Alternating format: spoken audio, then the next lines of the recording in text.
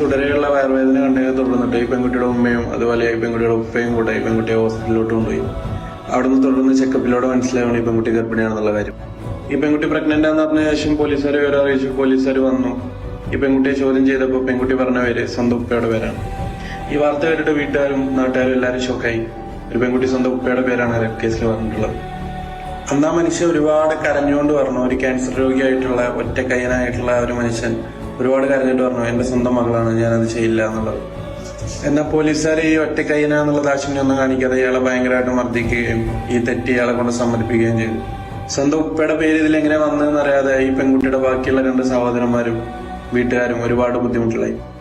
അതിനുശേഷം ഈ പെൺകുട്ടിയോട് ഈ പെൺകുട്ടിയുടെ മൂത്ത ബ്രദർ സംസാരിക്കേണ്ടായി. എന്തുകൊണ്ടാണ് ഉപ്പയുടെ പേര് പറയാൻ കാരണം? ആരാണ് ഇതിന് ഉത്തരവാദി? ഉപ്പ എന്തെങ്കിലും തെറ്റ് ചെയ്തിട്ടുണ്ടോ?